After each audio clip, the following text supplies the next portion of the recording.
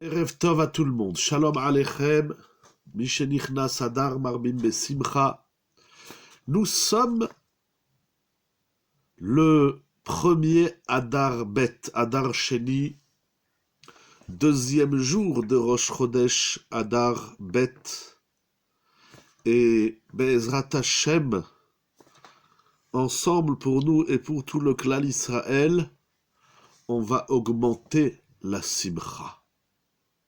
Comment on augmente la Simcha? Qui ne cherche pas la Simcha? Qui ne veut pas être heureux, joyeux? Je parle certes de manière générale. Il y a des gens qui ont des épreuves. Et parler de Simcha, ça peut paraître déplacé, quelque peu. Il y a des gens qui ont des grands problèmes de santé, eux ou leurs enfants. Il y a des gens qui ont des gros soucis. Il y en a qui ont des petits soucis, il y en a qui ont des moyens soucis, il y en a qui ont des grandes épreuves qu'Hachem sauve tout le clan Israël et le monde entier. Il y a des malades, il y a des guerres, des gens qui meurent, qui n'ont rien fait, des civils. Et nous, on vient et on parle de Simcha. D'un côté, je vous fais part de mes sentiments. J'ai un peu honte de parler de Simcha. J'ai mes problèmes, j'ai mes épreuves, mais face à certaines personnes de la communauté que nous connaissons, ou à d'autres personnes dans le monde, qui ont des épreuves de vie et de mort, qui sont dans des situations extrêmement délicates. Ils savent pas si demain matin, Chasvé Shalom, ils vont se réveiller. Et si oui, Bezrat Hashem, on souhaite à tout le monde, mais dans quel état? Je suis allé rendre visite à un ami cette semaine qui a la maladie de Charcot. Un jeune monsieur, il n'a pas 60 ans. Mais il peut plus bouger tout seul, mais je suis pas là pour mettre la rama. Mais je me dis, mais comment, autour de ces gens qui se battent pour la vie, si c'est individuel ou collectif, ailleurs dans le monde, peu importe, comment je peux parler de Simcha? Comment on peut augmenter la Simcha? Je ne pose pas la question à ceux qui sont dans l'épreuve. C'est une immense avoda. C'est une avoda qui est au-dessus du teva, j'ai envie de dire, au-dessus de la nature. La Simcha, c'est bien ça, c'est de vivre la Simcha en toutes circonstances. Mais malgré tout, comment La question est double. Par rapport à à la personne qui est dans la détresse, qui est dans la souffrance, qui est dans l'épreuve, comment cette personne doit vivre la Simcha, comment elle doit l'augmenter, la Simcha. C'est une question qui est très difficile. Je me pose la question de moi,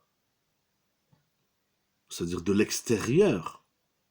Est-ce que j'ai le droit de parler de Simcha quand il y a des gens qui peuvent pas bouger, qui peuvent pas manger, qui subissent des opérations lourdes, etc., etc.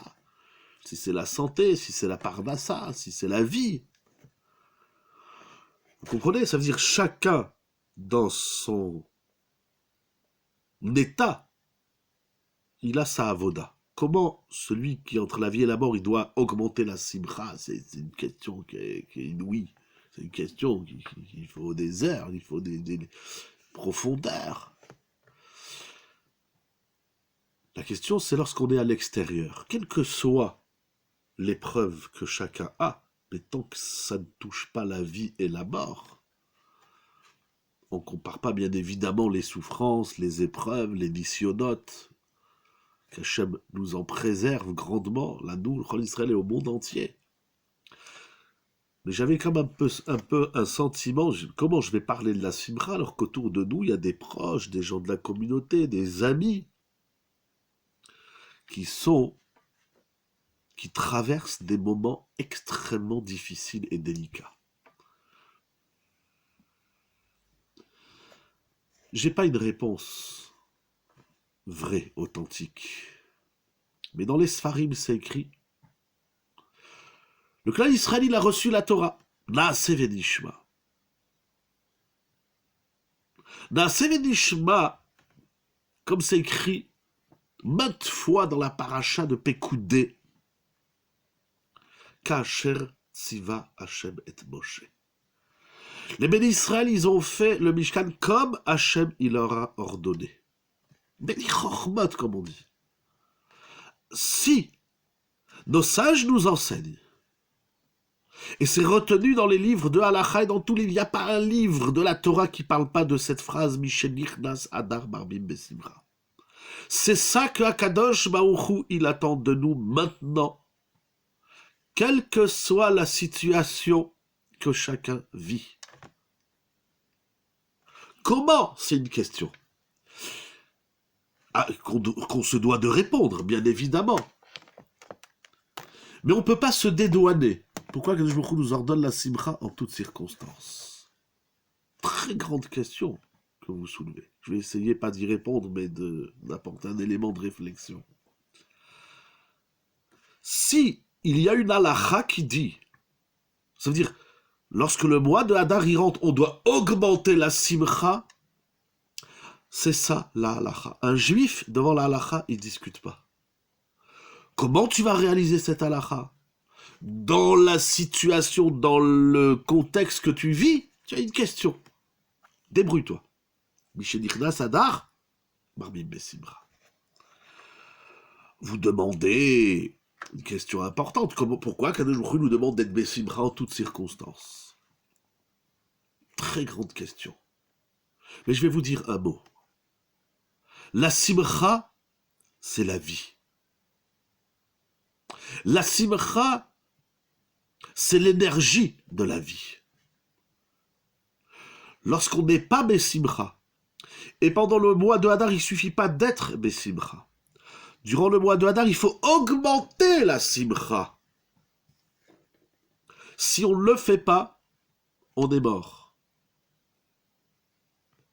La simcha, c'est pas une option dans la vie. C'est pas je vis ma vie tristounée ou je vis ma vie joyeux et heureux. S'il n'y a pas de simcha, il n'y a pas de vie. Comment on fait? Alors bien évidemment, je dédie le chiour pour tous les malades que nous connaissons ou que nous ne connaissons pas, que le mérite de la Torah, des Hidushim qu'on va découvrir ce soir, Be'ezrat Hashem, amène une délivrance, des miracles à tous les malades. En particulier, nous pensons tous en ce moment à mademoiselle Elinoa Simcha, bat Rachel Chaya Sarah, à Yosef Raphaël Ben Chaya Zari, et à tous les malades. Quand on dit un nom, c'est pas qu'on pense que à ce malade-là et pas aux autres. On pense à tout. Et c'est pas seulement aux malades, mais à tous ceux qui ont une épreuve, quelle qu'elle soit, que le chiour, notre étude ce soir, le mérite de notre Limud Torah, ils se répandent, et pas seulement aux proches, mais dans toute la planète, dans l'univers, comme dit Rabbi Chaim de Volojine. La paracha de Pekoudé. Lorsqu'on lit la paracha de Pekoudé, la dernière paracha du livre de Shemot, qui nous parle pour la 5e fois, au moins 5e paracha, de la construction du Mishkan. Et on peut avoir un sentiment que cette paracha est de trop. On a déjà parlé de Teruma, Tetzavé, Kitissa, Vayakel. Encore une paracha pour nous parler du Mishkan. C'est une question que Nachmanide, le Ramban, soulève cette question. Pourquoi la Torah a consacré 5 parachiotes pour nous parler du Mishkan? Nachmanide, le Ramban, va répondre à sa façon, il va dire un grand yesod, on en avait déjà parlé, et il nous dit que le Mishkan, c'est une notion qui est chaviva, qui est chère à Akadosh Baruch Hu. Aujourd'hui, on ne sait pas c'est quoi le Mishkan, on ne sait pas c'est quoi le Beth Amikdash, on ne sait pas c'est quoi la synagogue, on ne sait pas c'est quoi le Beth Midrash. On ne sait pas. On a perdu ces notions. C'est dommage. Parce qu'elles sont importantes. Elles sont vitales. Akadosh Baruch Hu, il aime le Mishkan. Et lorsqu'on aime quelque chose, on en parle et on en parle. C'est-à-dire quoi aimer? C'est-à-dire quoi chérir le Mishkan aux yeux d'Akadosh Baruch Hu? Yafé Sichatan, regardez ce qu'il ramène. Le Ramban, c'est incroyable ce qu'il écrit. Chérir le Mishkan? Est-ce que nous chérissons une mitzvah? Y a-t-il une mitzvah où on dit « Ah, cette mitzvah, elle est chaviva. Cette mitzvah, je l'aime. » Ou bien on passe du temps à râler sur les mitzvot, ou si on râle pas, mais bon, on fait des mitzvot, parce qu'on fait des mitzvot. On fait la Torah, parce qu'on est juif, parce que ma mère, elle m'a mis au monde. Ben, ça, la chavivout. Dans mes mots, je vous propose la réflexion suivante. Lorsqu'on lit Parashat Pekoudé, allez, encore une fois, comment ils ont fait le Haron et le Shulchan et les habits des Kohanim et combien d'or il y avait, etc., etc. Ça paraît lourd, pesant et redondant. Mais ça, c'est une lecture superficielle de la Torah. Et c'est pas dans le superficiel qu'on découvre les choses. C'est pas dans le superficiel qu'on découvre la Torah. C'est pas dans le superficiel qu'on trouve la simra. Il faut rentrer, c'est écrit dans tous les livres de la Torah. Il n'y a pas un livre qui dit pas ça. Que pour chérir une mitzvah, pour apprécier la Torah, pour que la Torah, elle nous donne de la émouna et de la simra par conséquent, on est obligé de faire l'exercice de la pnémiout. On doit rentrer dans l'intériorité de la Torah, et des mitzvot, et des midot, et du ben adam la chavero. Le lachon hara, par exemple, c'est assourd parce que on a une vision extérieure de l'autre, mais quand on rentre à l'intérieur, autant que se peut de l'autre, alors on découvre une saveur, on découvre une délicatesse, on découvre une valeur. Les choses n'ont de sens, non pas dans leur aspect extérieur, vitrine, mais seulement dans leur sens profond, nishmatique. Il faut rentrer dans la neshama des choses. Il faut rentrer dans la neshama de la Torah. Marbim besimcha, c'est pas seulement augmenter quantitatif, c'est augmenter qualitatif. Il faut que notre simcha, elle soit de qualité. Très vulgairement, vous mangez un bon chocolat, ça vous fait du bien. Vous mangez un bon steak frites, ça vous fait encore plus de bien. Vous dormez bien, ça fait encore plus de bien. On sait dire même dans les éléments matériels de la vie qu'il y a des choses qui nous dispensent plus de simcha que d'autres. Ou une simcha plus accentuée, plus savoureuse. J'ai pas de réponse à tout ça, mais je veux partager avec vous une des notions, je dis bien, des plus fondamentales de la Torah, qui va nous permettre, parce qu'en fouillant et en relisant Pekoudé, j'ai dit c'est pas possible, il faut que je découvre cette année une nouvelle dimension. On ne peut pas chaque année lire Pekoudé, voilà, et après c'est Pourim, les gens ils ont déjà la tête dans Pourim, il y en a ils sont déjà dans Pessah. C'est dans quel hôtel on va aller Pessah? Baruch atah Adonai Eloheinu melech haolam shehakol nehiya bidvaro. Je voudrais partager avec vous une des notions les plus fondamentales de la Torah. On a des questions, on a plein de questions. Et il y en a encore plein, je peux passer la nuit à vous poser des questions. Il y a plusieurs façons de répondre aux questions, mais une des notions, un des exercices les plus essentiels de la Torah, c'est de revenir à l'origine, au shoresh, à la base. Quand on revient à l'origine, alors on a une autre perception de la vie, de la Torah, de nous-mêmes. Il y a plein de questions qui tombent, il y en a d'autres qui se lèvent. Mais là, on va trouver la simra. Comment on augmente quantitatif et qualitatif la Torah, la simra, c'est lorsqu'on augmente quantitatif et qualitatif la Torah. On va voir qu'est-ce que ça veut dire à travers une des notions, pardon que je me répète, des plus fondamentales de la Torah et de la vie. Si on n'a pas ce yesod, on passe à côté de quelque chose d'immense, de vital, de simratique et de nishmatique.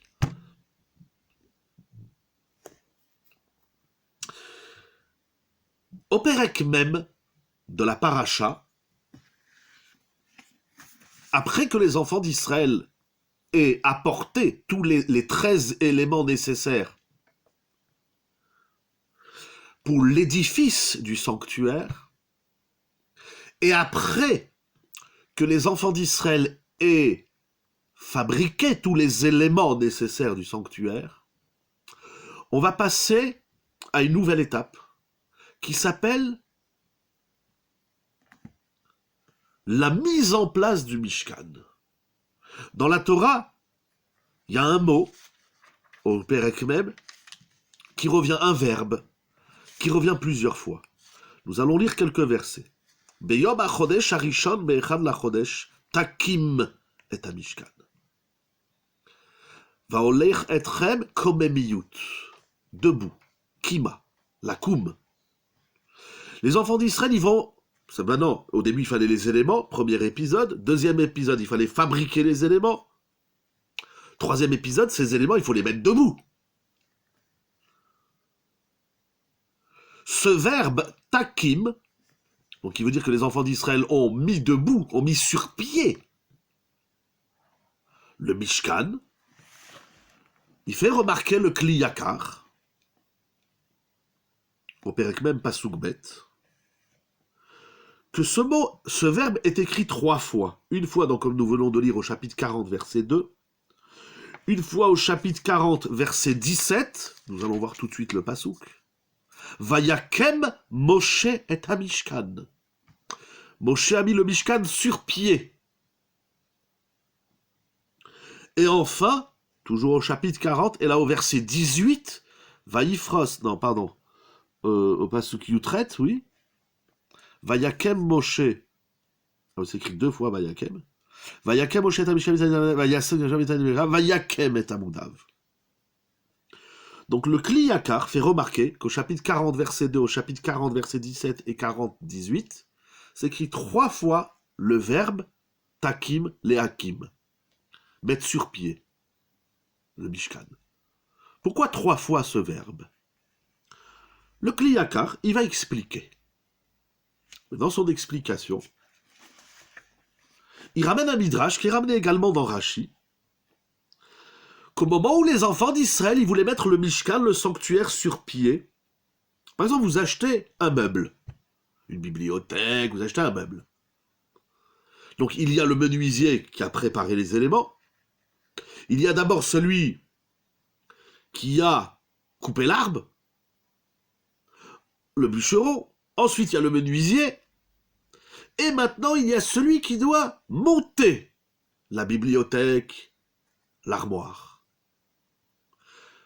On est donc au montage du sanctuaire. Et la Torah dit, nous disent les Chachamim, qui est dans le Midrash, que les enfants d'Israël et tous les sages Vechol Chachmelev, tous les sages que nous avons vus dans Vayakel, qui ont su et inspiré de l'élan d'Hachem pour fabriquer ce que j'appelle ce soir le menuisier, eh bien, au moment où il fallait monter le Mishkan, lo yachlou leakimo. Personne ne pouvait faire le montage. C'était impossible.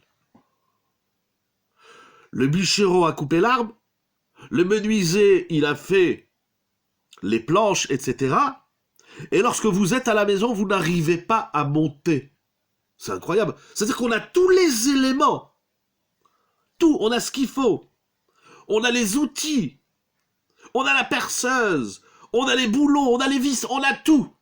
Et on n'arrive pas à monter. On a même, aujourd'hui, lorsque vous achetez un meuble, ça vous est déjà arrivé, on reçoit même un mode d'emploi et de montage. Comment? Lorsque ça m'est arrivé d'acheter un meuble, il y avait même sur le mode d'emploi le nombre de personnes. Il manquait le plan. Non, le plan, il l'avait. C'était la discussion entre Betzalel et Moshe. Ils avaient tout ça, ils avaient le plan, ils ont la Torah, ils n'arrivaient pas. Pour plein de raisons. Je disais, un jour, j'ai acheté un meuble, dans le mode d'emploi, c'était même, donc bien sûr le nombre de vis et de planches, etc.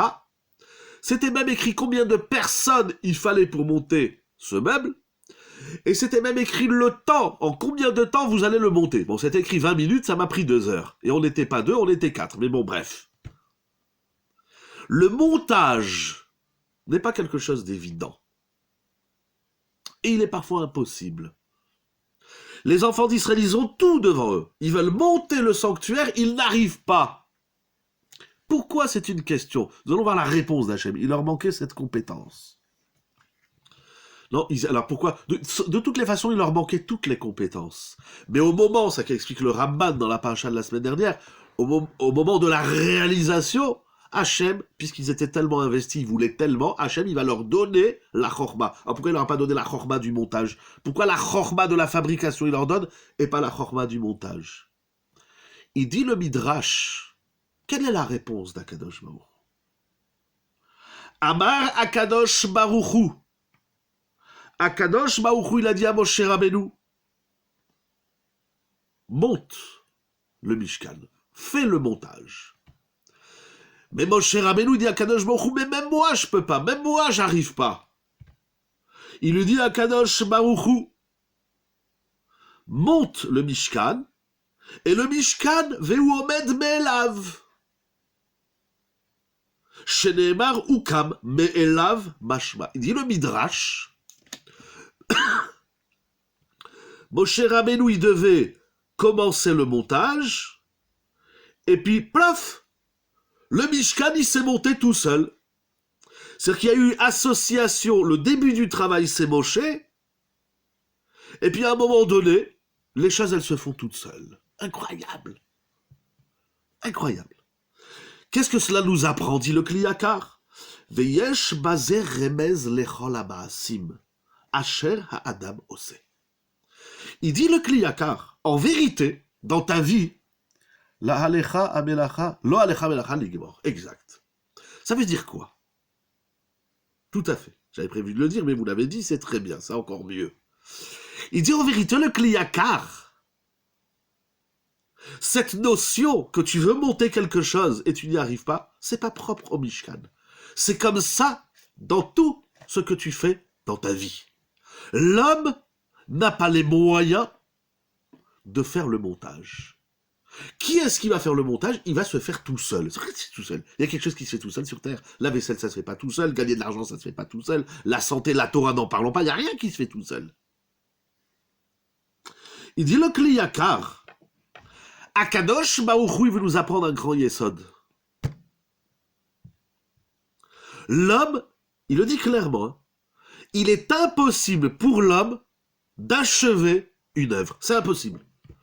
Ça, c'est pas la part de l'homme sur Terre. L'homme, il vient pas sur Terre pour achever, pour terminer, pour finir une œuvre, pour parachever une œuvre. Non, c'est pas ça ta mission sur Terre. La mission de l'homme sur Terre, c'est de débuter une œuvre. Pourquoi nous faire la Mila alors? La Mila, c'est que le début. Pourquoi vous voyez dans la Mila la finalité? C'est que le début. La fin de la Brit Mila, c'est le couple, etc., etc. Midat HaYesod.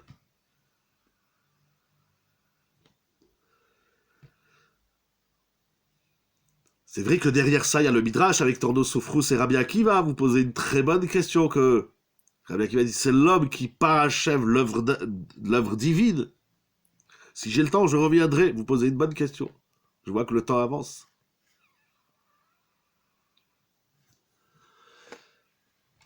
Voilà. Très bien. Chazak. L'homme n'est pas là pour finir quelque chose. L'homme, il est là pour commencer. Il y a des gens, par exemple, je donne un petit exemple. Vous faites quelque chose, vous avez un projet. Ah, vous demandez de l'aide, qu'elle soit financière, physique, peu importe. Vous demandez de l'aide. Bon, vas-y, commence, et je te rejoins. Non, non, non. Si t'es pas avec moi depuis le début, c'est comme dans un couple. Imaginez un homme, il dit à sa femme, bon, vas-y, avance et je te rejoins. Ça, on a dit à Esav. Qu'est-ce que tu me rejoins? C'est ensemble qu'on avance. C'est pas avance et je te rejoins. Ça n'existe pas, ça. J'ai un projet où tu prends part au projet depuis le départ. C'est ce qu'ils vont faire les béné Israël. Ils vont apporter les éléments. Ils vont fabriquer les éléments. Mais la finition, la terminaison de l'œuvre, c'est pas l'homme.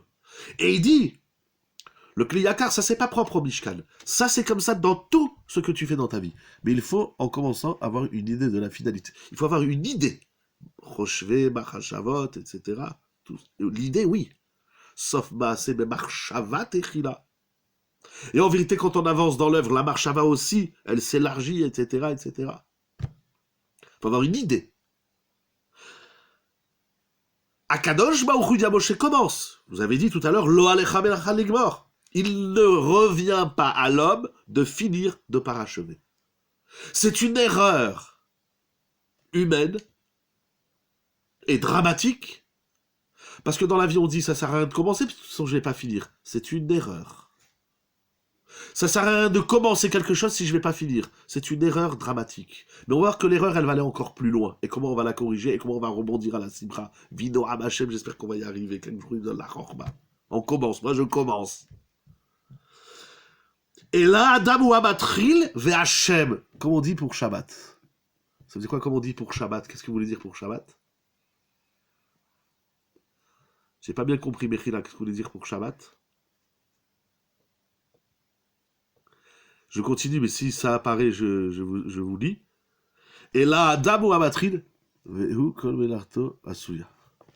Ça, c'est dans la tête. Tu dois faire comme si c'est fini. Mais en vérité, c'est pas fini. Exactement. Et là, Adam ou Amatril, Ve'Hachem igmor al yado. L'homme, il commence. La fin, la finition, c'est Hachem. Pourquoi ne pas nous permettre de finir alors? On va avancer, vous allez voir, ça va répondre à cette question. Pourquoi Hachem ne nous laisse pas finir? Pourquoi il nous laisse commencer et pas finir? Le kliyakar, il va amener des psukim, il va amener une gemara très connue dans Kiddushin. Comment peut-on démarrer quelque chose sans la volonté? Attention, non, attention.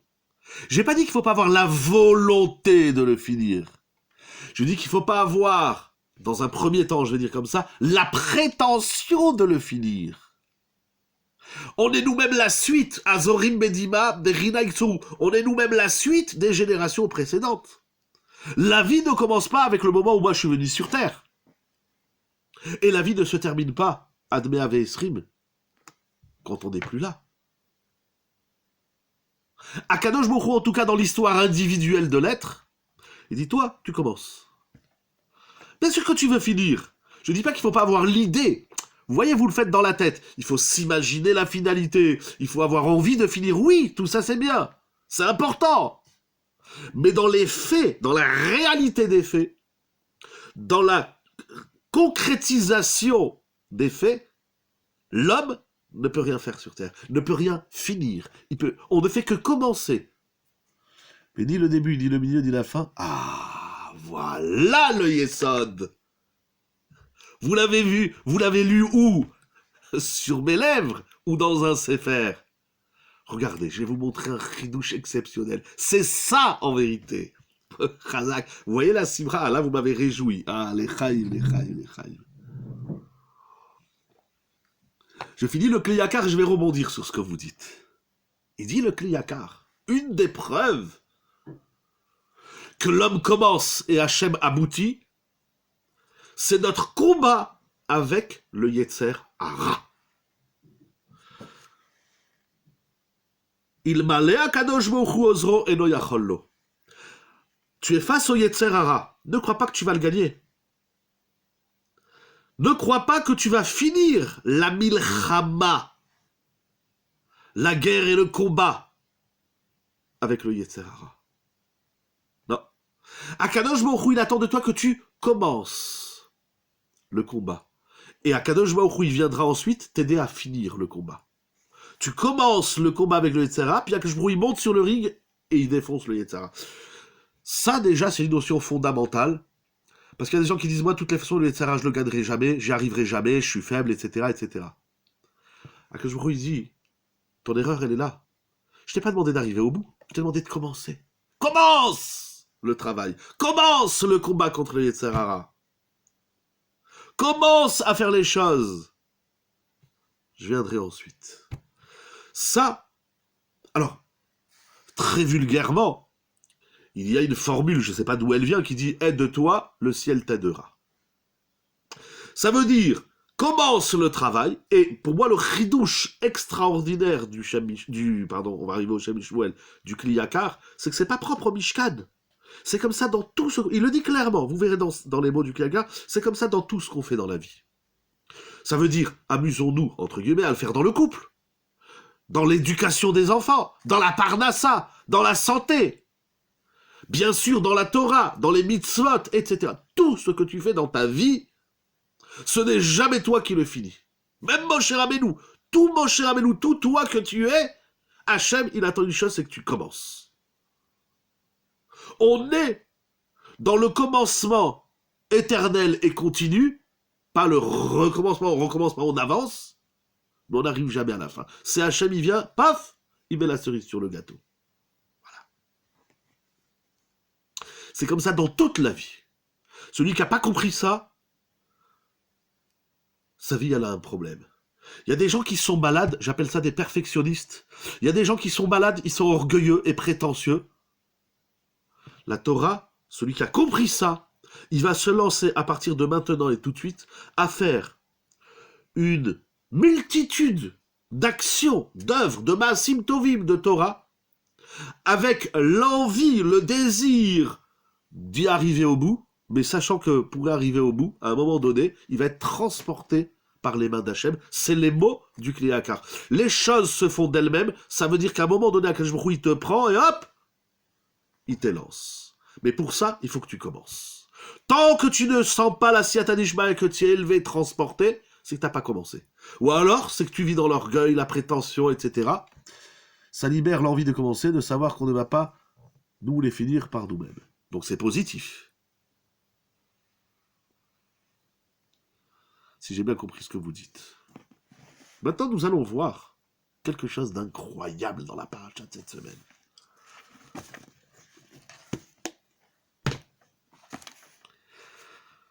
Au chapitre, pardon, je prends les autres livres, au Pérec, même, toujours, Pasuk Yutret. Lisons le verset 18, au moment où selon le Kli Yakar, au moment où le Mishkan, il est en train de se faire par lui-même. Après que les Israélites ont fait tout ce qu'ils pouvaient faire. Regardez bien le Pasuk. Vayakem Moshe et Mishkan. Moshe, il a, je traduis ce soir, mis sur pied, debout, monté, le Mishkan. Et donc il a mis les socles. Et il a mis les poutres. Et dessus, il a mis les tentures. Lorsqu'on lit le Pasuk, comme je disais au début, de façon très superficielle, on va dire quoi? On va dire que pour faire le montage, donc on met d'abord la base, le socle, ensuite les poteaux, et ensuite les tentures. C'est comme ça qu'on fait les choses. On commence par le bas, et on monte, et on monte, et on monte jusqu'à ce qu'on arrive en haut.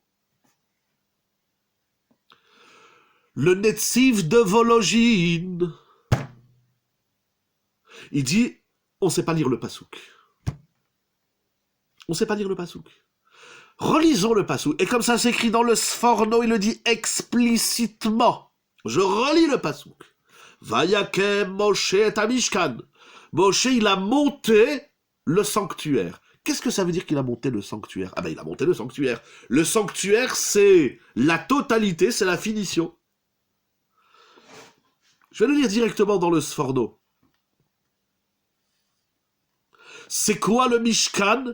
Vous savez que le Mishkan, donc il y a les socles en argent, sur lesquels il y a des poutres en bois, sur lesquels il y a des tentures. Donc en toute logique, et c'est ça notre problème, c'est qu'on cherche toujours la logique des choses. Et tant qu'on n'a pas la logique, ça nous rentre pas dans la tête. Alors on n'arrive pas à faire les choses dans l'ordre qui nous correspond, que nous avons intégré. Alors on voit pas comment les choses elles peuvent se faire. Il dit le Sforno. Le Netziv, sur ce Sforno, il devient...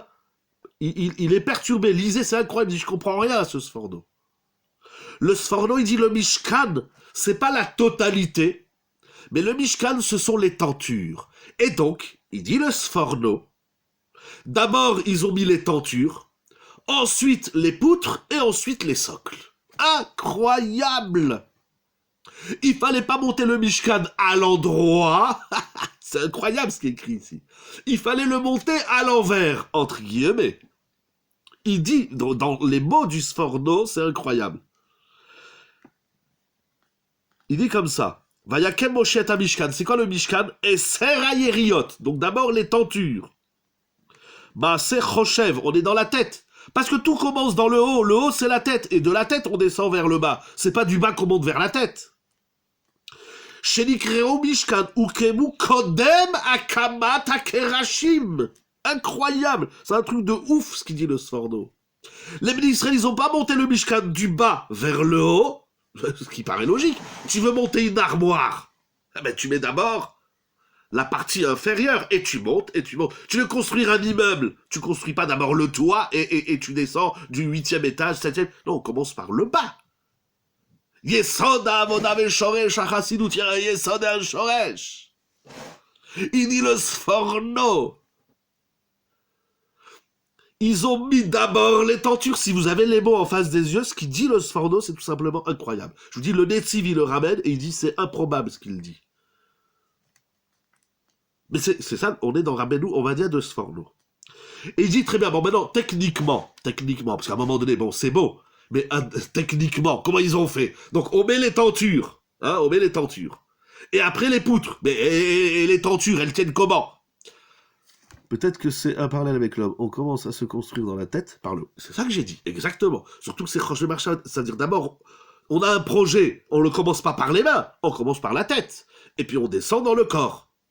Très bien, ça c'est beau dans l'être humain, c'est génial. Mais dans le Mishkan, techniquement, concrètement, comment ils ont fait? Alors il dit le Sforno, il y a deux possibilités.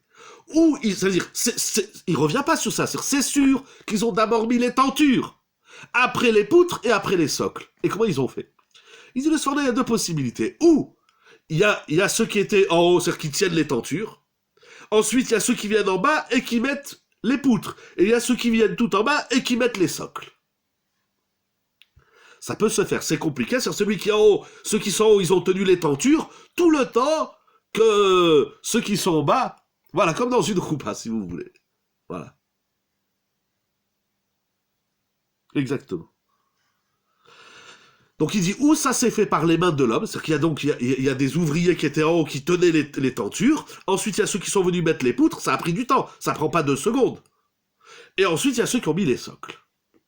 Ou, il dit, Veimal derechnes. Incroyable. Hachem, il a fait un miracle. Hachem, il leur a dit, mettez les tentures. Ils ont dit, mais comment? Elles vont tenir sur quoi? Je lui ai dit, t'inquiète pas. Toi, tu mets les tentures. Comment elles vont tenir? Hachem, il dit, je vais les faire tenir. C'est quoi le problème? Tu as mis les tentures? Ah ben, elles ont tenu en l'air. Il y a eu un miracle. Il dit le Sforno. Qu'est-ce qu'il dit le Sforno? Qu'est-ce que ça veut dire? Pourquoi il a besoin de dire ça? Il dit le Shem Mishmuel. Tavre Shainhe. Veyesh leavin torachze. Il dit de 2 choses. Donc on a dit, ou c'est des hommes qui tiennent les tentures, et entre-temps il y a ceux qui sont en bas et qui mettent les poutres.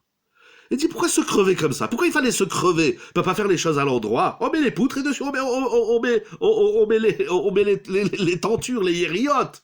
À quoi ça sert de se crever? Pourquoi Hachem il a voulu qu'on construise le Mishkan à l'envers?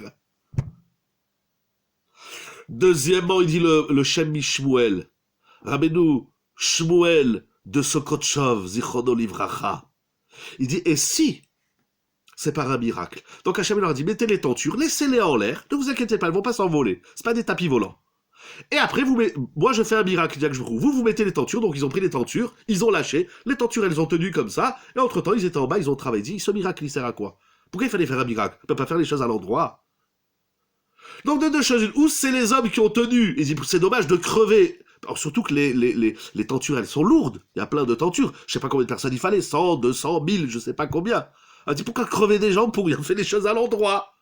On est toute la journée dans le couple ou avec les enfants. On dit pourquoi tu fais comme ça? Fais de l'autre côté, tu verras, ça va marcher. Pourquoi que Shmuel nous a demandé de monter? C'est le montage du Mishkan, il s'est fait à l'envers. C'est un truc de ouf. Mais il dit le Sforno. Alors c'est génial ce qu'il dit le Sforno. C'est tellement génial que le Netziv, il dit c'est vrai dans les mots, le Sforno il a raison. Mais et il demande lui-même la même question que le Shem Mishmuel. Il dit à quoi ça sert de faire un miracle? Tu peux pas faire les choses à l'endroit. Alors le Shem Mishmuel dit à quoi ça sert? Ou tu crèves des gens pour rien, ou tu fais un miracle pour rien. Quel est l'enjeu de ça? Regardez ce qu'il écrit, quelque chose de Noura Ve'ayom. Matoëlen, quel est l'intérêt de monter un Mishkan à l'envers?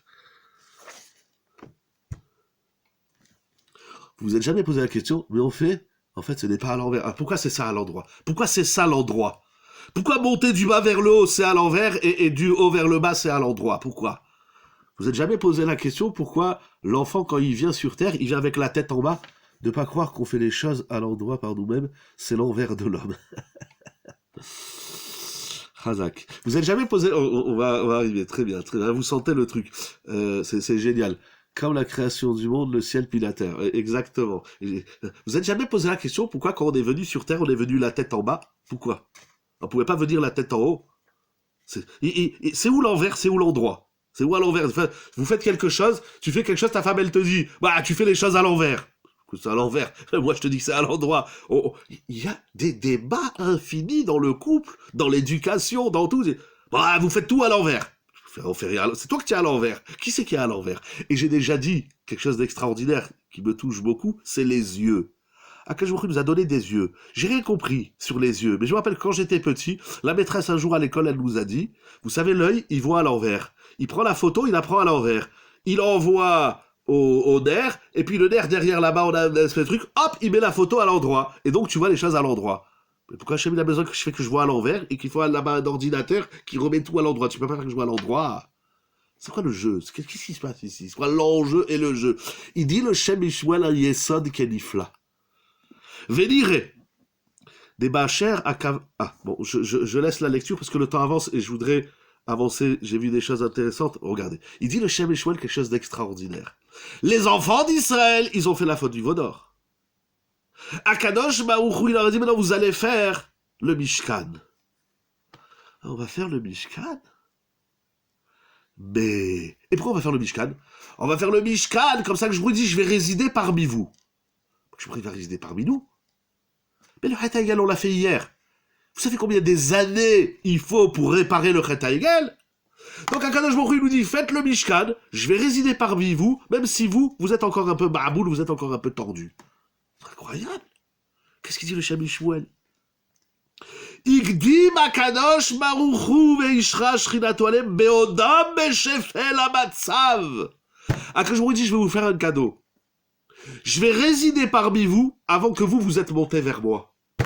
C'est énorme ce qu'il a écrit. Akadosh Baremez Leorot Chasdei Hashem Yitbarach. Akadosh Baruch Hu, il attend pas que tu fasses tchouva. Il vient avant que tu fasses tchouva, pour que tu puisses faire tchouva. Si Hashem il attend l'homme il fait jamais rien. Donc c'est écrit dans je le lis juste une fois, la Zeba Remez Leorot Chasdei Hashem Yitbarach. Et donc les enfants d'Israël, ils sont là après la fin du veau d'or. Velo ayu adaim reuim leashrat ashrina. Akadosh Baruch Hu dit, je vais venir parmi vous, même si vous êtes encore des pots de banane. Même si vous êtes encore nuls, vous êtes en bas, mais shefel la madrega.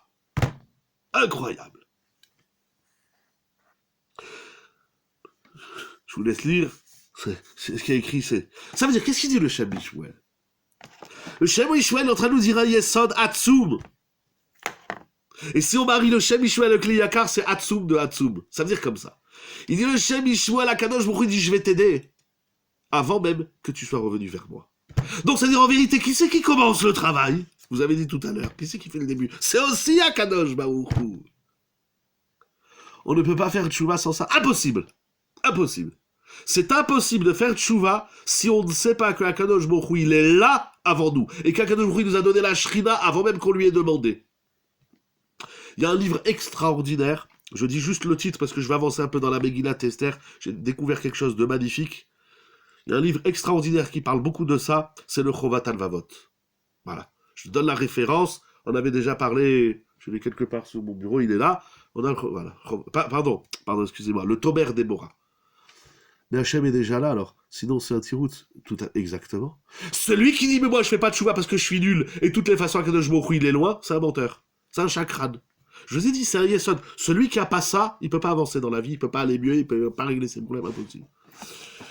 Il y a des gens qui disent, moi, j'attends que Hachem, il m'aide. Et là, Hachem, tu crois, il t'a pas aidé?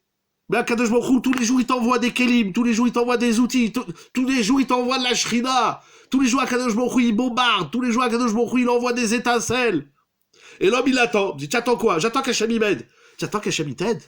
Alors, il y en a qui disent, jusqu'à maintenant, on disait, ah ben, prends-toi en main, Hachem, il va t'aider. Ah! Hachem, il t'a aidé avant même que tu lui aies demandé qu'il t'aide. Tere, mikra, ou va ni aider.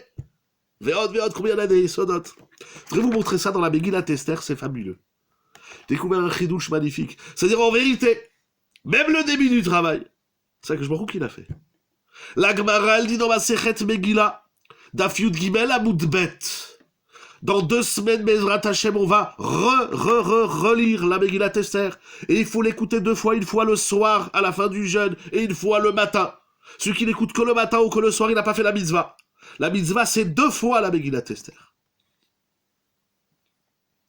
La Gemara, elle nous dit, si on lit bien la Megillat Esther, il faut diviser la Megillat Esther, les 10 chapitres de la Megillat Esther en 2, au moins.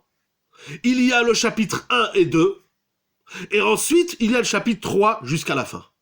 En simple, la Megillat Esther, en très simple, en superficiel, la Megillat Esther nous raconte que Haman, il veut tuer les Juifs. Et Akadosh Baruch Hu, il nous a sauvés. Celui qui lit comme ça la Megillat Esther, il a rien compris. Ni à la Megillat Esther, ni à sa vie. La Gemara dit, dans ma Sechet, Megillah, Daf Yud Gimel, Amud Bet, Amar Rava. Si je me trompe pas, c'est Rava. J'ai oublié de prendre la Gemara sous les yeux. Amar Rava. Akadosh Baruch. Je crois qu'il dit au nom de Rabbi Oshua ben Levi, je suis pas sûr, regardez la Gemara. Amar Akadosh Amar Rava. Akadosh Baruch Hu. Makdim. Refoua Labaka. Littéralement, Akadosh Baruch Hu, il a créé le remède avant de frapper l'homme. Quelqu'un qui est malade, il ne faut pas qu'il dise Akadosh Baruch Hu fait que le médecin y trouve un médicament. Il doit dire fait que le médecin y trouve le médicament que toi, Akadosh Baruch Hu, tu as créé avant même que je suis malade. Même quand c'est nous qui faisons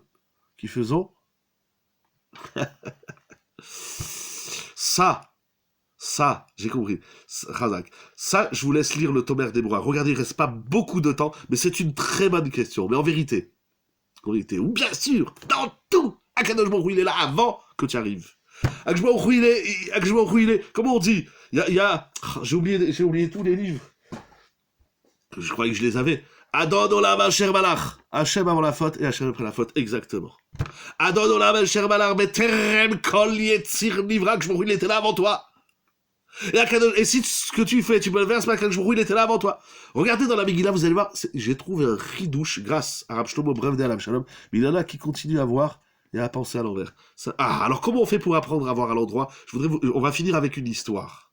Très très très belle histoire, qui m'a beaucoup ému. Disons d'abord le Yesod. Synthétisons. Le Kliyakar, il dit commence, Hachem il dit à l'homme commence et moi je finis. Il dit le Shem Mishmuel, c'est pas commencer, je finis. C'est je commence, il dit à Hachem. Toi l'homme, tu poursuis, et moi Hachem, je finis.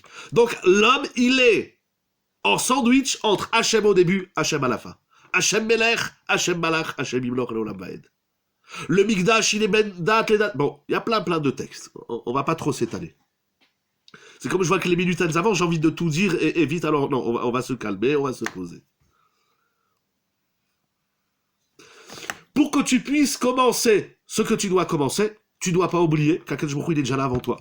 Parce que si tu penses dans ta tête qu'Akadosh Baruch Hu, il est pas là, alors jamais tu commenceras rien du tout. Parce que d'abord, même commencer, tu peux pas. Deuxièmement, parce que tu es tellement bas, alors tu peux même pas rêver d'aller plus haut que le bas que tu es. Donc il faut que tu vois le haut. Il faut que tu vois le haut. Là, on revient à l'homme. Il faut que tu vois le haut avant de pouvoir redescendre vers le bas. Celui qui va du bas vers le haut, il montera jamais, c'est impossible. Pour pouvoir monter vers le haut, il faut être en haut. Et après, il faut tirer le bas vers le haut. C'est pas, on fait pas monter le haut. On fait pas monter le bas vers le haut. Comment dire, on fait pas monter le bas vers le haut, mais on attire, à partir du haut, on attire le bas. Akadosh Baruch Hu a dit, c'est pour ça qu'on se prosterne à Baruch aussi. Avec ça, vous allez voir tout ce que vous allez expliquer, comprendre, découvrir, c'est magnifique. Je vous dis ça à Yesod, à Yesodot. Celui qui dit, moi, je suis un rachat, et de toute façon, Hachem, il m'a abandonné, c'est pas qu'il croit pas en Dieu, c'est un menteur. Il dit n'importe quoi. C'est des ch'touillottes, c'est un tipèche. Akadosh Baruch Hu, il est là avant même que toi tu es là. Akadosh Baruch Hu, il a préparé la Refoua avant la Baka. Ça veut dire, qu'est-ce qu'elle est en train de nous dire la Gemara? Il faut pas lire la Megillah. Aman voulait tuer les Juifs et ensuite Akadosh Baruch Hu, il les a libérés. Celui qui dit comme ça la Megillah, il a rien compris ni à la Megillah ni à sa vie. Il faut dire, Akadosh Baruch Hu, il nous a libérés et donc Aman, il a mis en place l'extermination des Juifs. La Géoula, elle est venue avant la galoute. La Géoula, elle est venue avant le problème. La solution, elle est là avant le problème. Incroyable. Donc ça veut dire... Ah, et quand est-ce que commence? C'est-à-dire l'épisode de l'extermination du décret de Haman commence quand? Il commence au 3e chapitre. Ça veut dire que le premier chapitre, comme ça l'Agma dit clairement, vous verrez dans Yud Gimel Amoudbet. Voilà.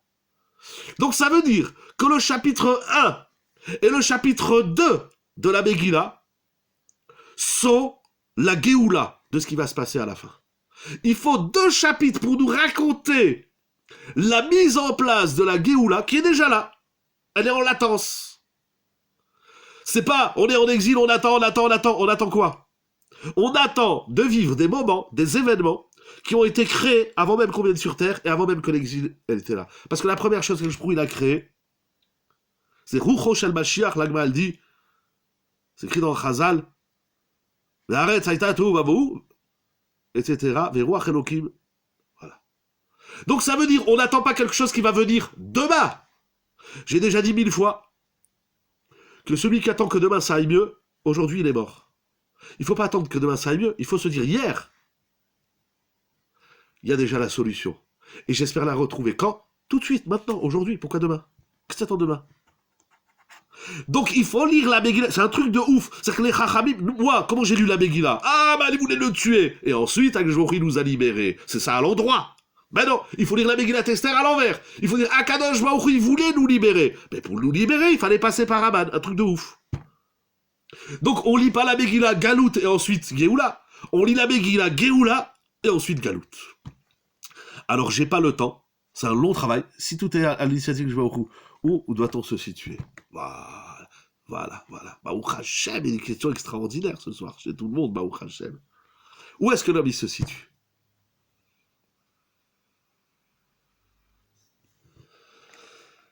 Toutes les réponses, elles sont dans la Megillah Esther.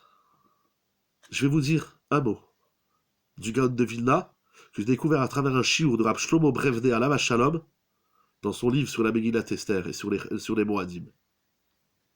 Ah, puis d'ailleurs, si vous avez la Megillah Esther im Pirouch Agra et Yosef Lekar, il a la balle des notes de Rab Shlomo Brevde. Donc ça veut dire que la Megillah Esther, les 2 premiers chapitres, sont la mise en place de la Géoula. À partir du 3e chapitre, la Géoula est en latence, mais a-t-on un rôle dans cette mise en lumière? Bien sûr. On n'est pas passif, c'est pas on croise des bras, on n'est pas spectateur. On a déjà dit, vous vous rappelez, même dans les zooms, l'homme il est acteur de quoi? Il est acteur d'une seule chose. Je vais vous le dire à travers l'histoire. Laissez-moi mettre quelques minutes pour vous dire le Yesod, et vous allez voir comment Bezrat Hashem, la fleur de la Simcha, comment elle va, comme un feu d'artifice. Mais de ce discours, ça a tendance à nous placer en spectateur. Très bien. J'ai dit l'homme, c'est ça qu'Akadosh Baruch Hu dit. Vas-y, fais. Mais n'oublie pas que j'étais là avant toi, et n'oublie pas que je serai là après toi. Ani Rishon, Ani Acharon. Akshmor, il a dit je suis le premier, je suis le dernier. Toi, tu es au milieu. Alors, c'est quoi le milieu? C'est quoi le début? C'est quoi la fin? C'est quoi le milieu? Regardez, regardez. Il nous faut pas grand-chose. D'abord, il faut comprendre ce schéma. Donc, ça veut dire, et là, Mechila, j'ai pas le temps, il faudrait encore 2 heures, mais ça veut dire, d'abord, le Yesod. Et je vais vous le montrer au moins sur un point. Regardez. Juste le schéma, regardez, juste. Faites-moi plaisir, 1 minute, juste le schéma. Donc, la Megillat Esther, elle commence 2 chapitres qui nous racontent la Géoula en potentiel, la Géoula en projet. Ensuite, il y a la Galoute, et ensuite, il y a la réalisation de la Géoula. Donc, ça veut dire que les 2 premiers chapitres de la Megillat Esther nous racontent la Géoula du clan Israël. Alors, il faudrait prendre, et c'est là où j'ai pas beaucoup de temps, il faudrait prendre la Megillat Esther, les 2 premiers chapitres. Comment on dit? On dit, mais les Béné Israël, quand ils ont vécu cette histoire, c'est-à-dire, nous, on lit la Megillat Esther, on dit, ah bon, c'est très bien, on connaît la fin du film avant de l'avoir vu. Eh ben, c'est pas que nous, c'est eux aussi. C'est-à-dire que lorsque tu es dans ta tsara, n'espère pas qu'Akadosh Baruch Hu va faire quelque chose de nouveau. C'est pour ça qu'on ne demande pas des miracles. On demande à Kadosh Baruch Hu de faire des choses qu'il avait déjà prévues hier. Ah, ben non, qu'est-ce que moi j'ai à faire alors? On va voir. Bien sûr, Torah, Maasim, Tovim, Midot, mais quelque chose de très simple, de très très très simple. De très profond, mais de très simple. Regardez. Donc, il faudrait prendre les 2 premiers chapitres de la Megillat Esther et voir Passouk après. C'est-à-dire, depuis Vayehi, Bimé, Achashverosh, ou Achashverosh, Abolech, Meodou. Il faut, mot à mot, les 2 premiers chapitres de la Megillat Esther, chaque mot, c'est la mise en place de la Géoula qui sera vécue vers la fin de la Megillat Esther. Alors, j'ai pas le temps de le faire mot à mot. C'est extraordinaire dans les Mefarshim, mais le Gaon de Vilna, expliqué par Rav Shlomo Brevde, il dit quelque chose d'incroyable. La Megillat Esther nous raconte, Vayi mime Achashverosh, ou Achashverosh, Habolech meodu ve'atkush mea ve'esrimu sheva medinot. Qu'est-ce qu'il a fait Achashverosh? Deuxième pasouk, je n'ai pas en tête, pardon. Deuxième pasouk, Baya mimaem keshevet amelech Achashverosh, al kise malchuto. Lorsque le roi Achashverosh, il était sur son trône, qui se trouve à Shushan Abira. À Shushan, la capitale. Il demande le Gaon de Vilna. Mais où vous avez vu que Shushan, c'est une capitale? Il prouve, il ramène les textes. Si vous avez le Pirouche du Gaon de Vilna avec il le dit au début, il dit, mais où vous avez vu? Il va prouver que la capitale, c'était pas Shushan. Voilà. Elam, il ramène un pasouk dans Daniel, etc. Vous verrez là-bas. C'est bon. Ah, voilà le Yesod. Achashverosh, c'est un maboul ce qu'il a fait. Tout maboul qu'il est, comment il dit Rav Shlomo Brevde, il est Gaon à Géonim. C'est un génie de génie. D'abord, Achashverosh, lui, il travaillait dans une écurie. Et un jour, il est devenu roi. Voilà. Akadosh Baruch Hu, il dit le Gaon de Vilna, vous l'avez lu? Akadosh Baruch Hu, il a fait en sorte que monsieur, le nouveau roi qui vient de nulle part, il vient des chevaux, il vient d'une écurie, il a un jour une folie, il veut faire un trône, le même que Shlomo HaMelech. Et pendant 3 ans, les artisans vont travailler sur ce trône. Mais les artisans, ils étaient à Shushan. Au bout de 3 ans, il fallait déplacer le trône à Ilam, qui est la capitale. Regardez le Gaon au début de la Megillat Esther. Mais il ne pouvait pas le déplacer. Alors qu'est-ce qu'il a fait à Achashverosh? Il a dit, eh ben, au lieu que la capitale, c'est Ilam, eh ben, on va faire que Shushan. Et Achashverosh, il déclare que Shushan, c'est la capitale. Et pourquoi il fallait que Shushan, c'est la capitale? Il dit le Gaon de Vilna, vous l'avez dit, on va le lire dans les mots. Il dit parce que là-bas, il y avait quoi? Il y avait Mordechai. Incroyable. Sivev akadosh baruch hu veolich et Achashverosh le Shushan chez Yeshev Sham. Avec ça, le Gaon de Vilna, il va expliquer toute la Megillat Esther. Il dit Rab Shlomo Brevde. Ça qui dit ici le Gaon de Vilna, dans la page Resh Membet et aussi dans un autre sefer, ça veut dire que Achashverosh, en simple, Achashverosh, il a déplacé la capitale. Il a dit la capitale, maintenant c'est Shushan. C'est moi je décide, la capitale elle est là. Pourquoi Hachem il a fait ça? Hachem il a fait ça parce que là-bas, à Shushan, il y avait un tzaddik, il y avait Mordechai. Akadosh Baruch Hu, il amène toute l'histoire devant l'homme. C'est pas à l'homme d'aller à la rescousse ou d'aller chercher l'histoire. Akadosh Baruch Hu, ne t'inquiète pas, je vais tout amener devant toi. Et il dit Rav Shlomo Brevde, Atakata bira ivtaefo siba rishona lechol sipur nes hamegila. Et dans un autre sefer que j'ai de Rav Shlomo Brevde, il dit que ça, c'est le premier miracle, je l'ai jamais vu, pourtant ce Gaon, je l'ai lu 1000 fois, le premier miracle de la Megillat Esther, c'est que Achashverosh, sa tête, elle est à l'envers. D'ailleurs, tout Purim, c'est Vena Aforou. La première question qu'on doit se poser, en toute humilité et en toute sincérité, c'est est-ce qu'on voit les choses à l'endroit ou on les voit à l'envers? Et dans quel sens il faut les faire? Dans le à l'endroit que moi, monsieur, je pense, ou dans le à l'endroit que Akadosh Baruch Hu me dit fais-le comme ça? Parce que si tu le fais dans ton sens à toi, tu y arriveras jamais. Non pas seulement tu finiras pas, mais tu n'arriveras même pas à commencer, comme dit le Shem Mishmuel. Pardon, j'ai pas vu la question qui a apparu. Le premier miracle de Purim, c'est qu'Hachem, il a tout mis devant Achashverosh. Il t'a mis, devant Mordechai. Tout ça, c'était pour amener tout ça devant Mordechai. Ça veut dire quoi? Troisième Yesod. Mais comment on peut comprendre cette dimension? C'est pas compliqué. Enfin oui, c'est Mechoudash, c'est ouf ce qu'il y a écrit ici. Déjà, il faut se laisser tenter. Vous essayez quelque chose. Moi, je suis nul en montage de meubles.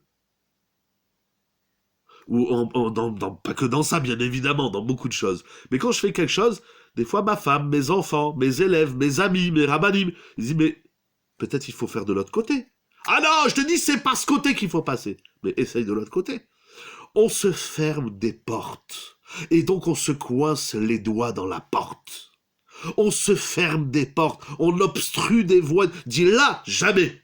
Pourquoi pas? Peut-être c'est là-bas qu'il faut aller. Ah non, je te dis, c'est pas là-bas. Mais tu as fait une tentative. Tu as tentativé la chose. Au moins dans ta tête. Comment on fait? Très grande question. Il me reste 3 minutes pour vous raconter une histoire exceptionnelle que raconte le Rav Yaakov Maor dans son livre magnifique Lichiot Tomer Deborah. Je ne vais pas raconter toute l'histoire, elle est longue. Je vais raconter le passage essentiel qui m'a beaucoup touché. Ce n'est pas que tu ne peux pas finir, mais c'est que tu ne peux même pas commencer. Si tu n'as pas compris qu'Akadosh Baruch Hu, il est là avant toi, si tu mets Akadosh Baruch Hu de côté, et si tu n'as pas compris qu'Akadosh Baruch Hu, il t'a mis tout devant toi, Akadosh Baruch Hu vient et te dit voilà, c'est là, c'est là. Il suffit de faire une chose, ouvrir les yeux. J'ai déjà donné la réponse tout à l'heure. Est-ce qu'avec mes yeux, je vois l'endroit ou je vois à l'envers? Est-ce qu'avec mes yeux, et avec les yeux de mon cerveau, je l'ai mis où? Il est à l'endroit, mon cerveau, il est à l'envers. Comme il dit le Chovatal, comme c'est écrit dans tous les Sfarim, est-ce que c'est ta tête qui pense comme ton corps, ou est-ce que c'est ton corps qui pense comme ta tête? Qui c'est qui gère? C'est la tête, c'est le haut, ou c'est le corps, c'est le bas? C'est facile de dire, mais bien sûr, moi j'ai réfléchi. Qu'est-ce qu'on a réfléchi? On n'a même pas commencé à réfléchir. Comment on fait? Moraï Verabotai, Rav Yaakov Maor, il raconte quelque chose d'extraordinaire. C'est une des histoires parmi les milliers d'histoires que j'ai lues, mais comme je l'ai lu dernièrement et elle est très belle, regardez. Il raconte que quand il était enfant, il raconte lui-même sur sa vie, il dit quand j'étais enfant, à l'école, sur plusieurs centaines d'élèves, ça va en Eretz Israël, les écoles, Baruch Hashem, les Chadarim, combien il y a des élèves, Baruch Hashem, il dit j'étais le meilleur. J'étais aimé de tout le monde. Tout le monde!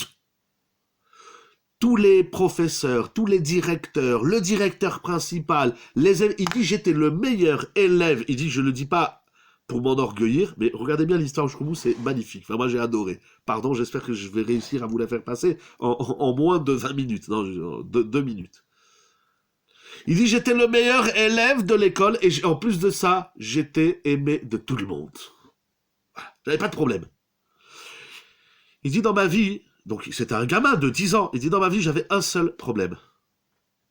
C'est que ma famille, mes parents, on vivait dans la pauvreté absolue. Mais mon père il gagnait pas beaucoup d'argent, on avait juste de quoi manger et vivre, on vivait dans la pauvreté. Pourquoi c'est un problème? Il raconte que au courant des années où il est à l'école, un jour, il y a des tracteurs, etc. Sur le terrain en face de l'école, ils ont construit un immeuble, pas un immeuble, on va dire une résidence de riches.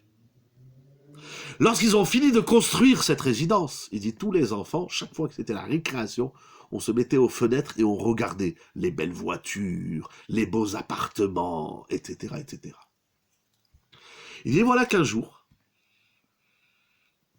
Il dit, on n'en pouvait plus, on bavait. On aimait la Torah, on étudiait, mais quand on voyait tout ça, ça nous faisait baver. Comme ça, il raconte. Hein. Il raconte son histoire sur 4 pages. Je vais dire l'essentiel. Enfin, ce qui touche le chiour. Il y a un jour, il y a un élève, il a eu une idée. Il a dit, regardez, au lieu que nous, on est là, et qu'on essaye de voir les belles voitures, les piscines, etc., il est venu le lendemain, il a amené des jumelles. Des jumelles. Rien d'exceptionnel. Il s'est débrouillé, il a amené des jumelles. Et il dit, donc le Rav Yaakov Maor, un grand darshan aujourd'hui, contemporain en Eretz Israël, il dit donc chacun son tour, les élèves, chacun y passait, il regardait avec les jumelles. Il dit, on regardait, on avait l'impression de ramener les choses à nous. Il dit, voilà qu'un jour, c'est arrivé mon tour de prendre les jumelles. Et il dit, quand je prends les jumelles, donc c'est des gamins, 10, 11, 12 ans, quand je prends les jumelles, je vois ce qui se passe dans le salon, dans un des salons de cette résidence. Et il dit, dans le salon, je vois quelque chose qui brille. Qu'est-ce que je vois? Je vois une petite boîte. Et dans cette petite boîte, il y avait des pièces, il y avait de l'argent, et il y avait des bijoux. En tant que gamin, je ne sais pas si ça vous est déjà arrivé d'avoir l'envie de voler du chocolat ou je ne sais pas quoi. Il a dit, depuis ce jour-là, j'ai fait une fixation. Je me suis dit, je vais aller chez le voisin lui voler ses bijoux. Il dit, j'étais hanté par cela. Il dit, je continue à avoir des bonnes notes, etc., etc., etc. J'étais hanté. Et tous les jours, je formatais, je cherchais dans ma tête comment je peux aller chez le voisin lui voler sa boîte à bijoux, un gamin de 11 ans. Bien sûr, il pouvait en parler à personne. Il va pas dire à son père, lui c'est le meilleur élève de l'école, il va pas dire à son père, papa j'ai envie de voler le voisin, ou papa achète-moi une belle boîte avec des bijoux, alors qu'il a à peine de quoi acheter à manger. Et il dit, je vais pas aller dire au directeur, j'ai envie de voler. À qui il va parler? Et ça, c'est un problème. Quand on n'a personne avec qui parler, c'est un problème. Et il dit, des nuits entières, je réfléchissais comment je vais passer le mur et je vais escalader le grillage et je vais aller chez le voisin lui voler sa boîte à bijoux. Il dit, voilà qu'au bout de quelques semaines, il y a un nouvel élève qui arrive dans l'école. Cet élève-là, il venait de la résidence d'en face. Parce que maintenant, il y a une école à côté. Il dit, mais cet élève, c'est un riche. Puisqu'il vient de la résidence des riches. Il dit, on était fous devant ses chaussures, devant ses habits. On était, on bavait. Et il dit, chaque fois, il venait à l'école. C'est pas qu'il donnait, il partageait des goûters. Il ouvrait un portefeuille et il partageait des billets. Comme si c'était le Hadmour de je sais pas quoi. Et il dit, voilà qu'un jour, je fais court, hein, voilà qu'un jour, il y a un autre élève de l'école, il a amené une flûte. Il y a une flûte, petite flûte, que les enfants, ils jouaient de la flûte. Il dit, l'enfant riche, on va l'appeler Yosef, parce que je crois que dans l'histoire, il s'appelle Yosef, ou Yossi, il s'appelle Yossi. Alors, voilà que Yossi, le riche, le fils à papa, Yossi, le friqué, quand il a vu la flûte, il avait les yeux qui brillaient. Et il dit, Rav Maor, quand j'étais enfant, quand j'ai vu que Yossi, il a vu la flûte, j'ai dit, Yossi, là, fais attention. Et voilà que, un jour, la flûte, elle a disparu. Le gamin qui vient avec sa flûte, il va voir le directeur, et il dit, on m'a volé ma flûte. Rav Yaakov Maor, il dit, j'étais gamin, dit, moi je savais qui c'est qui l'avait volé la flûte. J'ai vu dans les yeux de Yossi qui voulait voler la flûte. Alors, ils ont cherché, ils ont fait une enquête à l'école, et ils ont découvert que c'est Yossi, le friqué, le fils à papa, je sais pas comment on dit, le riche, c'est des gamins, hein, tout ça. C'est pas des étudiants. C'est lui qui a volé la flûte. Le directeur, il a décidé que l'enfant, il peut pas rester à l'école. Il vole. Donc, le directeur, il vient dans la classe, et il dit, voilà, on a trouvé le voleur. Ne vous inquiétez pas, dans une semaine, il n'est plus à l'école. Rav Yaakov Maor, il raconte, il dit, lorsque le directeur, il a dit ça, je me suis mis à pleurer. J'ai tellement pleuré que je suis parti voir le directeur dans son bureau, puisqu'il m'aimait. J'ai rentré dans le bureau comme chez moi. Je suis parti voir le directeur et je lui ai dit, Rabbi, je vous demande un service. C'est une question de vie ou de mort? Qu'est-ce que tu veux? Mon cher Yaakov, s'il vous plaît, ne jetez pas Yossi de l'école. Il dit, mais on peut pas, il a fait quelque chose de grave. Il a dit, je vous demande un service. Je vous ai jamais rien demandé. Vous m'aimez, je suis le meilleur élève de l'école. Ne virez pas Yossi de l'école. Il a dit pourquoi? Il a dit Rav, aujourd'hui je peux pas vous expliquer. C'est un génie. Mais il dit, un jour je vous expliquerai. Bon, il a dit laisse-moi réfléchir. Le lendemain, le directeur de l'école, il voulait faire plaisir à son élève chéri. Il a dit je te fais plaisir. Yossi, il reste à l'école. Mais un jour, il faudra que tu me donnes des explications. Il dit entre-temps, il a grandi, il s'est marié, il est devenu Rav, etc., etc. Et un jour, par tout hasard, entre guillemets, il rencontre dans la rue son ancien directeur, et il lui dit, Rabbi, vous vous rappelez de moi, il y a comment? Il dit, oui, shalom aleichem.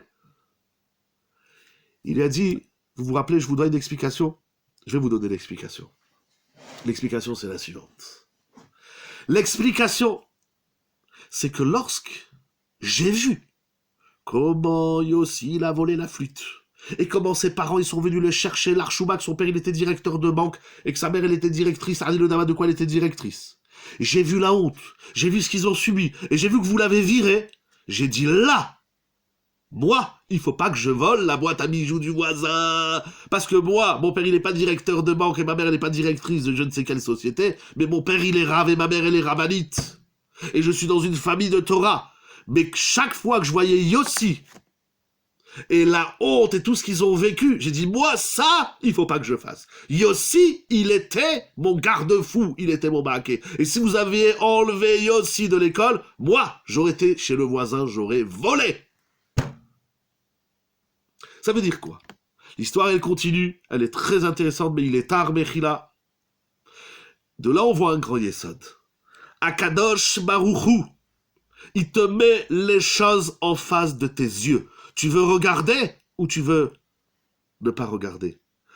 Attention, parce qu'on ne sait pas toujours expliquer ce qui se passe autour de nous. Mais il faut se dire, vous vous rendez compte qu'est-ce qu'il pense Mordechai à Tzadik?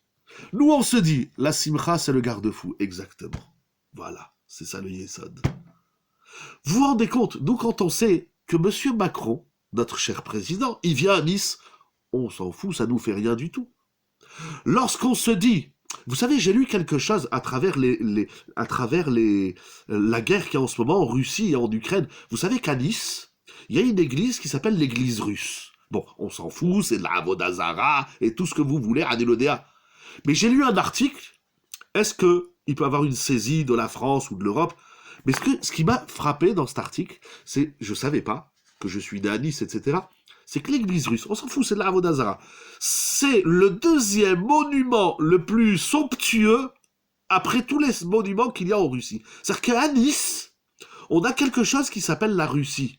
Une des richesses de la Russie se trouve à Nice. Alors, parce qu'on s'en fout. Oui, mais si on s'en fout de tout, si on prend rien au sérieux, alors, je sais pas qu'est-ce que ça veut dire, mais au moins, on se pose la question, on s'interroge. Vous savez, il y a une guerre, c'est dramatique. Monsieur Poutine, il a raison, Monsieur Poutine, il a tort, Monsieur Poutine, il est fou, Monsieur Biden, ils sont tous des fous. Qui c'est qui a tort, qui c'est qui a raison? A dit le Yodéa. Oui, moi je sais pas. Je sais une chose que tout le monde sait, c'est que dans cette guerre, il y a des gens qui souffrent. Il y a plus de 800 000 réfugiés qui ont quitté le pays. Il y a des civils qui meurent. C'est dramatique. C'est clair. Toutes les bonnes raisons que M. Poutine peut avoir pour faire une guerre, il n'en reste pas moins qu'il y a des gens innocents, des civils, des gens du peuple qui meurent. Pourquoi? Je t'ai fait moi. Alors le problème, c'est qu'on est dans un monde émotionnel. Et le monde émotionnel, il regarde ces réfugiés. Ce qui est normal, je suis pas en train de dire qu'on s'en fout, il faut les aider, etc., etc. C'est pas ça mon discours. Mais je dis, mais il faut pas, lorsqu'on fait une analyse Torah, il faut pas seulement regarder les victimes de la guerre, ce qui est immense et dramatique. Je réduis rien, je minimise rien, tout ça c'est immense. Mais est-ce que c'est la seule chose qu'on doit regarder dans cet événement? Est-ce que lorsqu'une personne elle a une épreuve, la seule chose qu'elle doit regarder, ou que nous de l'extérieur on doit regarder, c'est sa souffrance? Eh ben non. Il y a la souffrance, il y a les motifs, mais il y a autre chose. Il y a un message.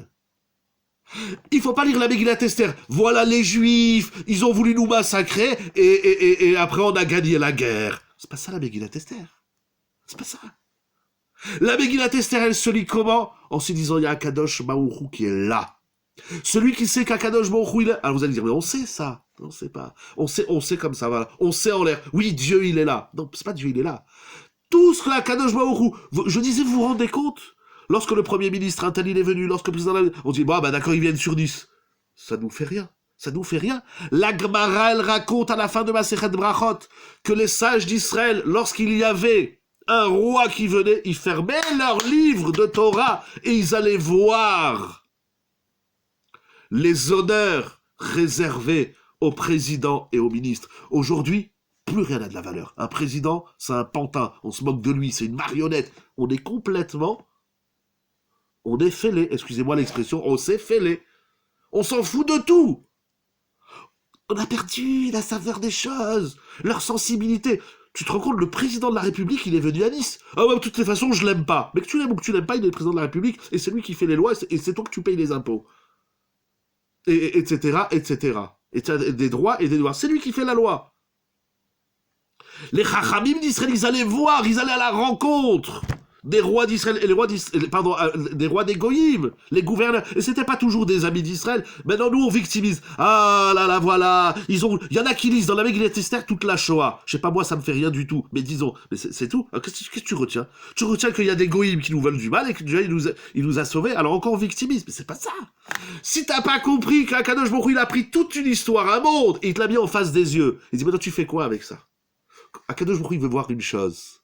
Comment on analyse les choses, comment on les pense, comment on les réfléchit, comment on les aborde. Avec quel œil, avec quel regard. Les choses, tu les vois à l'endroit ou tu les vois à l'envers. C'est tout ce qu'on a à faire. Pour ça, il faut se doter de Simra, de Emouna, de Torah, de Tfila, de Harat Panim, de sourire. Ok, comme il disait Rabbi Israël Salater, t'as des problèmes, c'est ton problème. D'abord, tu me dis bonjour. D'abord, tu me dis Shalom Aleichem. Après, on va parler de ton problème. Après, on va en discuter. Mais Akadosh Baruch Hu, il t'a présenté un voleur. C'est pour pas que tu voles avec lui. C'est ça qu'il dit, Rabbi Yaakov Bar. Il aurait pu dire à son copain, puisque tu es voleur, alors viens, on s'associe, on devient la bande des voleurs. Il dit, oulala, quand j'ai vu un voleur et tout ce qu'il subit, j'ai dit, oulala, comme Ravol dit dans la Sota.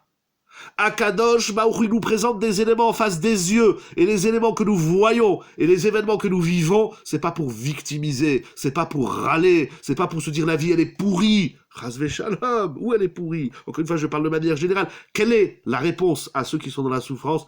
Pour eux, on a une réponse, c'est la tfila, c'est la tzedaka. Je peux pas le dire dans les groupes des Teilim, mais de lire des Teilim, c'est extraordinaire. Mais dans la Gemara, et dans les psaumes, et dans les psaumes eux-mêmes, et Shlomo Ameler, David et Shlomo, ils ont dit une chose, oulala, il est très tard, je termine tout de suite, excusez-moi, Mechila, je vous demande pardon de tout cœur. S'il y a encore quelqu'un, ça me fait plaisir, merci beaucoup. Mais, la tzedaka, c'est pas des pièces jaunes. La tzedaka, tatsil mimavet. Tu veux pas mourir, partage ta vie avec les autres. Ne t'enferme pas chez toi avec ton fric et avec ta matérialité. Partage, ouvre-toi au monde. Oublie tes problèmes en écoutant les problèmes des autres. Apporte de l'aide aux autres. T'es malade? Ou t'as un problème de shalom baït? On s'en fout. Continue de vivre. Pour toi et pour le monde. Tu as des problèmes de couple? Aide des couples. Chazal, il dit celui qui a ces éléments, ça complique. Ça complique. Moi, je me sens léger. T'as un problème, tu l'oublies. Va voir le problème de l'autre. Va aider l'autre. Akadosh Baruch Hu, il nous met tous sur un plateau. Akadosh Baruch Hu, il t'amène à Achashverosh chez toi à la maison. Mais moi, quand j'ai lu le Gaon, pardon, il faut que je m'arrête parce qu'il est très tard. Mais là, je pourrais parler toute la nuit avec les Esther. Donc vraiment, je termine tout de suite 10 secondes, comptez jusqu'à 10, j'ai fini. Mais moi, si j'étais mort... Mais vous vous rendez compte qu'est-ce qu'il dit, le Gaon de Vilna? Il dit, expliqué par Avbrovde, c'est-à-dire Akadosh Baruch Hu, il a pris Achashverosh, il l'a amené chez Mordechai. Il dit ça, c'est un S. Et la Géoula, elle commence de là. La Géoula, mais moi j'aurais dit, mais Chasvé Shalom. Mais si dans la ville, si à Nice, il y a un rachat qui vient habiter, je vais pas dire c'est la Géoula, je vais dire c'est le début du problème. Mais c'est ça, on voit les choses à l'envers. C'est Nora Mehaïom ce qu'il dit ici. Ça veut dire, pourquoi Achashverosh, il se transforme en drame? Ou Haman dans l'histoire. Pourquoi Haman il se transforme en drame? C'est parce que les Juifs, ils ont vu Haman, ils disent, ça y est, les problèmes, ils vont commencer. Pourquoi tu appelles ça? Qui c'est qui t'a dit que c'est un problème? Toi, tu as décidé que Haman, c'est un problème, alors que je vous dis, alors bon, on va voir si c'est un problème ou pas. Mais ils auraient dû dire, si Achashverosh, il est venu chez Mordechai, c'est le début de la Géoula. Vous vous rendez compte ce qu'il dit le Gaon de Vilna? Mais on est complètement à l'envers. La Torah, elle est complètement à l'envers de notre tête. Si le plus grand rachat, il vient habiter dans ta ville, tu vas trembler. Non, le Gaon de Vilna dit, si Achashverosh, il vient dans ta ville, c'est le début de la Géoula. Donc, comment comprendre ça? Moi, ça me libère parce que ça me permet de me poser une question. Et la réponse à toutes les questions, elle est là. C'est est-ce que ce que nous vivons, c'est réellement dramatique ou c'est peut-être le début d'une histoire magnifique? Ce que je souhaite à tout le monde. Shabbat shalom, au revoir. Excusez-moi si je vous ai pris de votre temps. Excusez-moi si je vous ai tourné la tête à l'envers. Mais ça, moi, je pouvais pas le garder pour moi. Moi, ça toute la semaine, là, entre Semé Farshim, le Kliakar, le Shem Mishmuel, le Gaon de Vina et Rav Brevde, j'ai la tête qui va dans tous les sens. Je pouvais pas me garder ma tête à l'envers tout seul. Il faut qu'on se pose une question. Est-ce que je lis l'histoire à l'endroit? Peut-être que je suis en train de la lire à l'envers. Et dans le sens plus, je sais pas pourquoi ça vous complique. Moi, au contraire, moi perso, pardon si je vous ai compliqué la vie, mais moi, je le lis encore de façon, moi, ça m'allège. Je me dis, mais peut-être que ce qu'on est en train de vivre là, c'est pas un drame. C'est peut-être le début d'une histoire magnifique. C'est peut-être le premier épisode. Peut-être que là, que je vois, il est en train de mettre en place la Géoula. Il est en train de mettre en place la Refoua. Ah, c'est dramatique. Qui c'est qui t'a dit que c'est dramatique? Ça fait mal, j'entends. Ça fait mal. C'est dur. Mais ça veut dire que Mordechai, tous les matins, il se levait, il allait à la Yeshivet Zerabotai. Akshmouri nous envoyait un miracle. Achashverosh, il est venu habiter dans notre ville. Mais moi, si je suis en face de Mordechai, je fais ça va, Mordechai? Tu sais qui c'est Achashverosh? Tu sais qu'est-ce qu'il va nous faire? Ah, ne vous inquiétez pas, que Achashverosh... Incroyable, voilà. Moraï Zerabotai, face qu'Akadosh Baruch Hu, ou qu'Akadosh Baruch Hu fasse, que nous puissions au moins nous interroger, au moins ça, avoir l'honnêteté de nous dire, peut-être, d'abord, qu'Akadosh Baruch Hu, c'est lui qui finit, c'est lui qui commence, Ani Rishon, Ani Acharon, que nous on est là, on essaye de se faire une place dans un monde où toute la place c'est l'Akadosh Baruch Hu, mais que il attend de nous une chose, dans quel sens on lit l'histoire? Et l'histoire que nous vivons, c'est la conséquence de l'interprétation qu'on lui donne. Alors Yehi Ratson, qu'on interprète ce qui nous arrive individuellement, collectivement, universellement, dans un sens positif.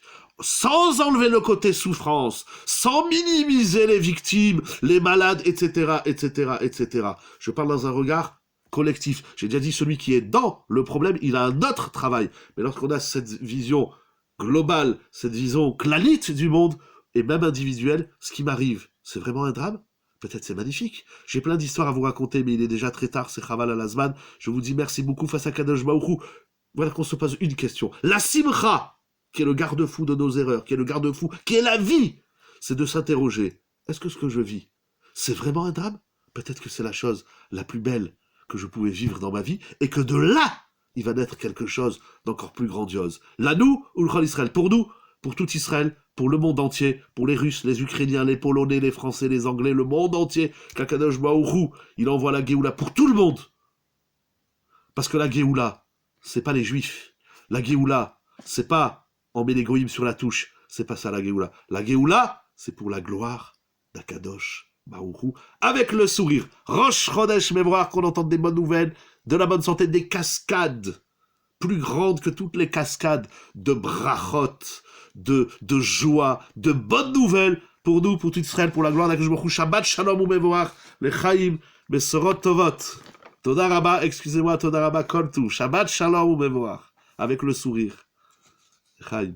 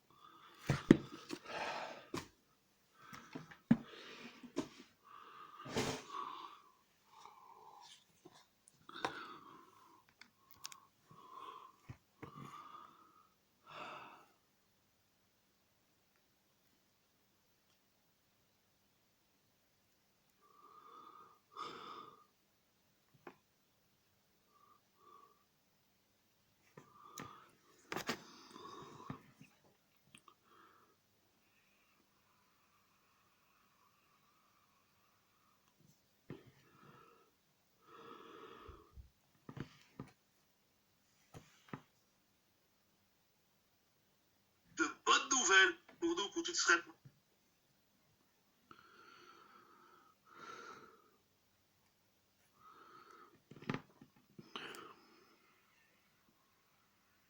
Tout le monde va bien.